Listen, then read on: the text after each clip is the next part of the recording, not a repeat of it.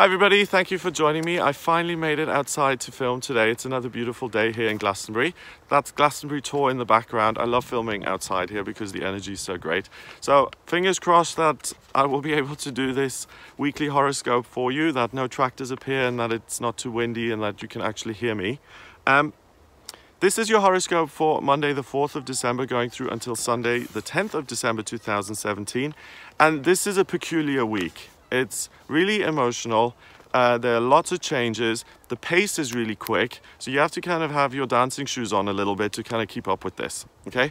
So on Monday, the 4th of December, we have the moon going into Cancer at 8:38 in the evening. So that means that for the most of the day, it's in Gemini. So you feel comfortable communicating with people. You feel comfortable chatting and learning things. In the evening, you're going to become more focused on everything to do with Cancer, which concerns itself with loyalty and family and taking care of people and being in the domestic sphere and also being intuitive and creative. This moon then also forms a harmonious relationship with Venus in Sagittarius. There's a quincunx between the two.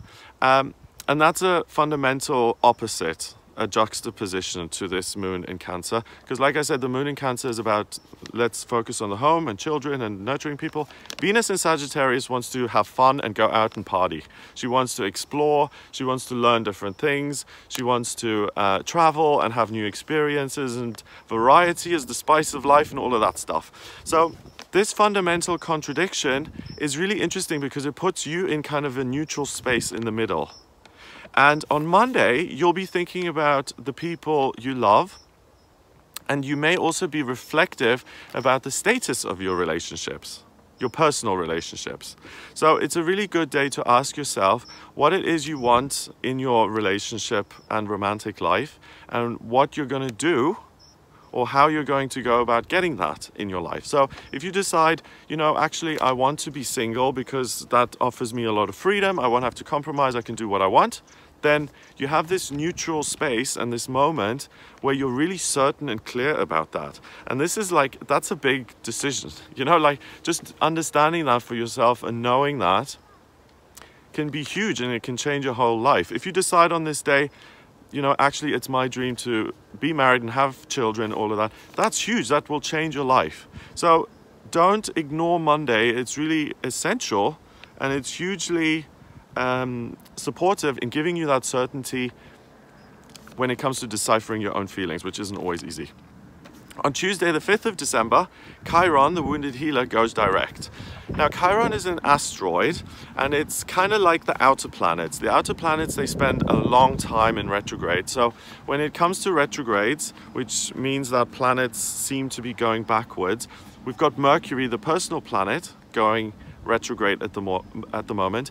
And if you don't know what the retrograde is, have a look at that video, Mercury in retrograde, because I talk about the mechanics of it, what a retrograde actually is. So have a look at that if you're interested. But the outer planets, they spend about half a year and some even longer in retrograde.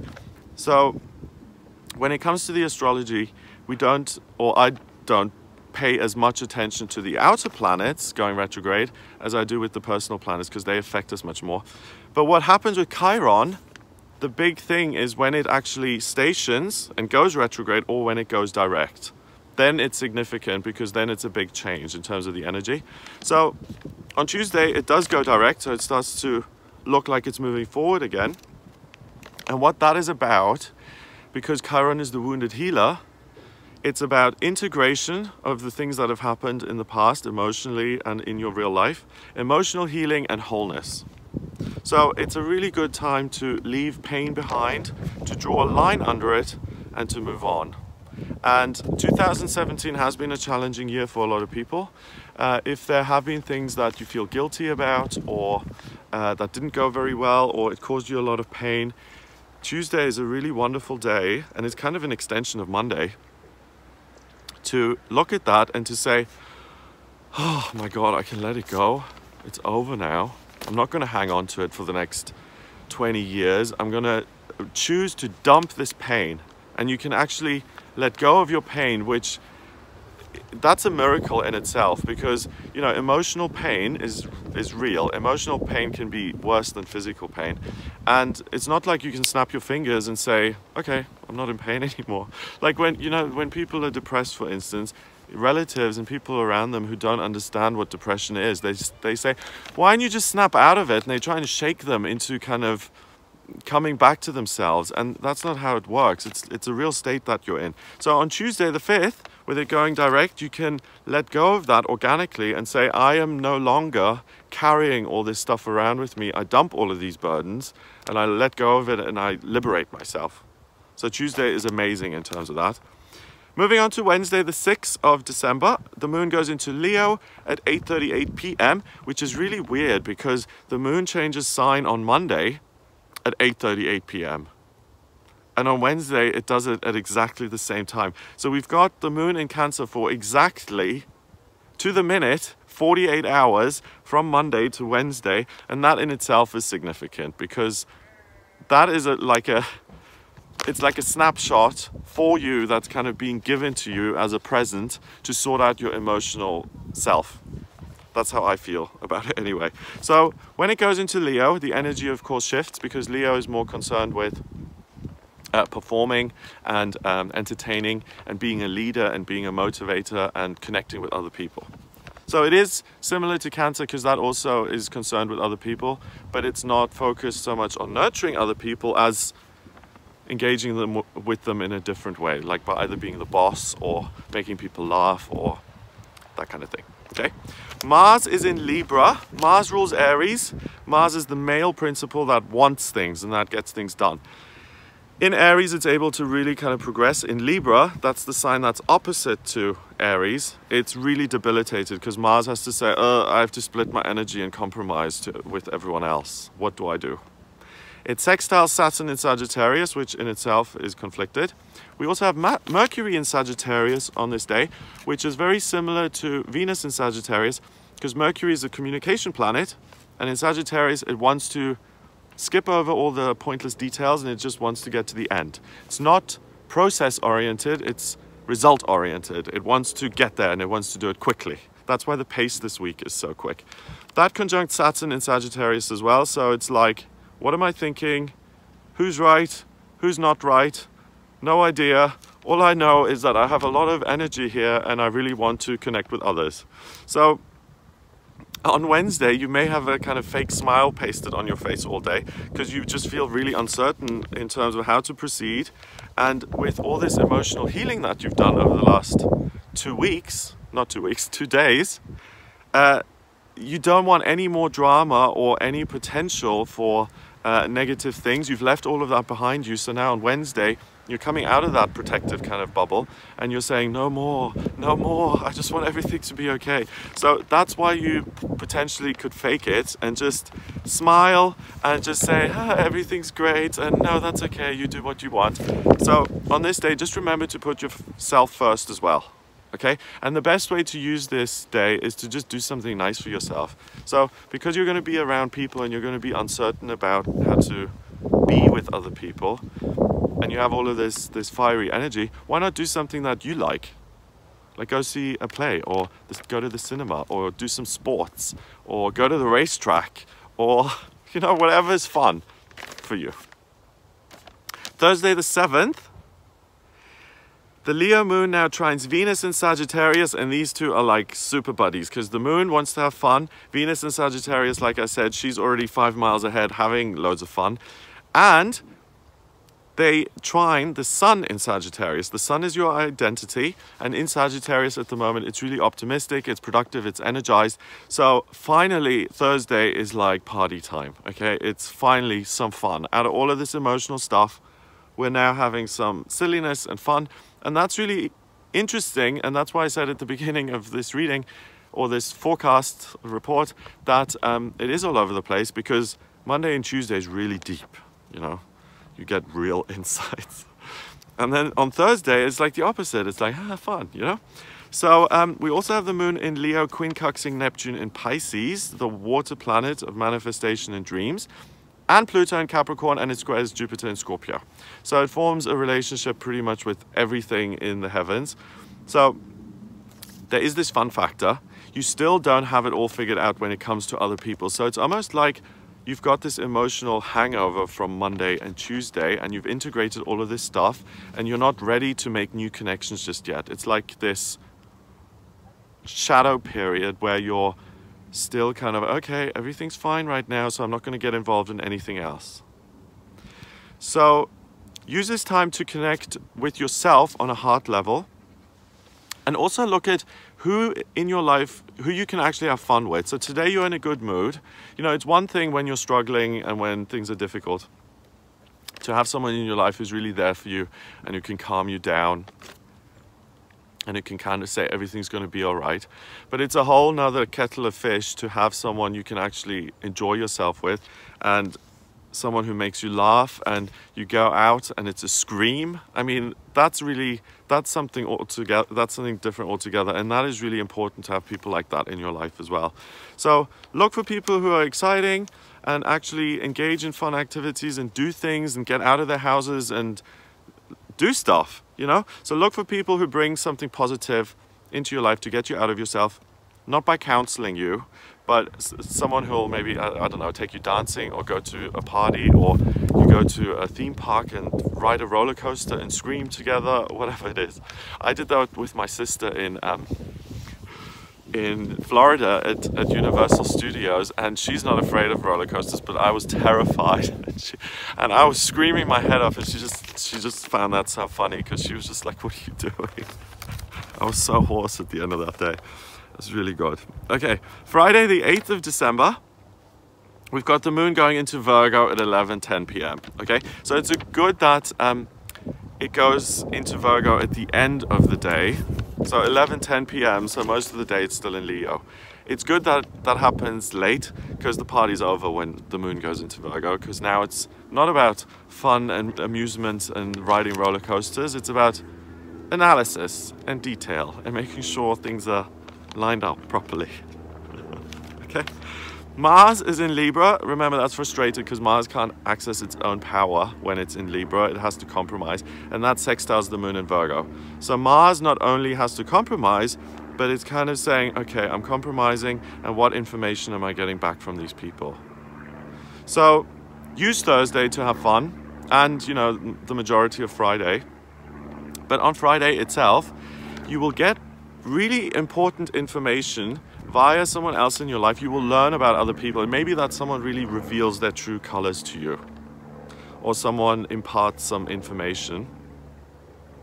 There may also be people who reach out to you and who need your kind of care and support.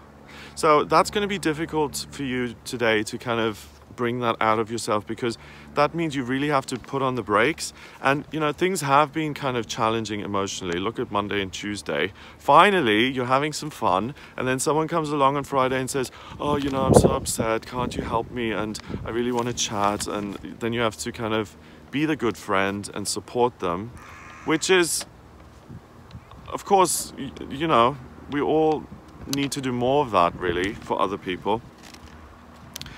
So the good news is that you can really be of service on Friday and make a positive contribution simply by being there for another person.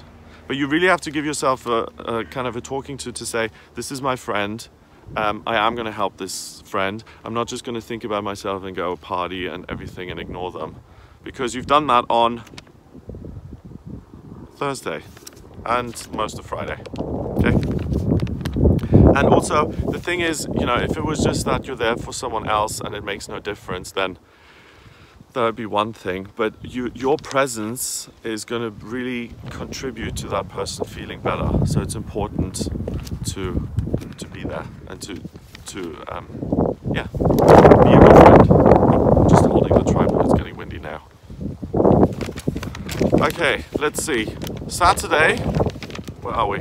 Saturday the 9th of December. We have got Mars going into Scorpio. Okay, so Mars is the archetypal male principle, and in traditional astrology, Mars rules Scorpio. Okay, and a lot of astrologers say that Mars feels very at home in Scorpio and that it's really comfortable there. In modern astrology, Pluto, so Western astrology, the astrology I use, Pluto rules Scorpio, so no longer Mars. And traditional astrology was around when Pluto hadn't been discovered. That's why they assigned Mars to Scorpio.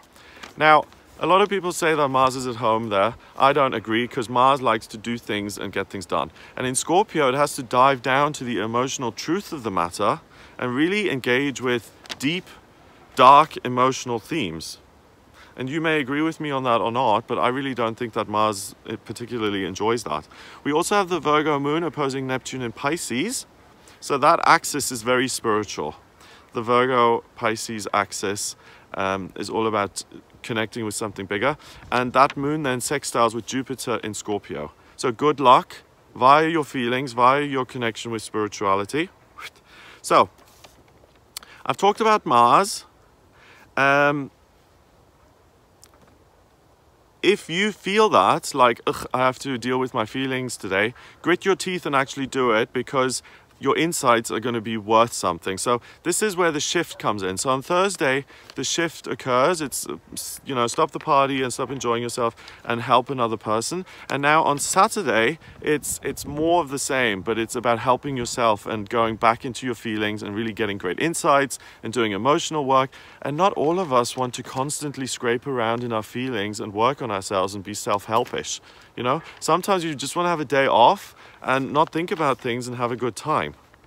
However, on Saturday, the insights and the ability to see the light at the end of the tunnel in your own life and for other people and their circumstances is really something that can bring hope to other people's lives, especially someone who is totally in despair or lonely or unhappy. You can be an earth angel to that person today, and you can really help them out of that situation. So reach out to someone to see how they're doing. You know, don't wait for someone to come, because if you're lonely and in despair, you don't pick up the phone, do you? You isolate yourself and you say, look at my phone, no one ever rings it. You know, you don't, it's difficult when you feel that bad to reach out to other people and to say, please help me. So reach out to someone, pick up the phone, someone you haven't spoken to in a while, and just see how they're doing.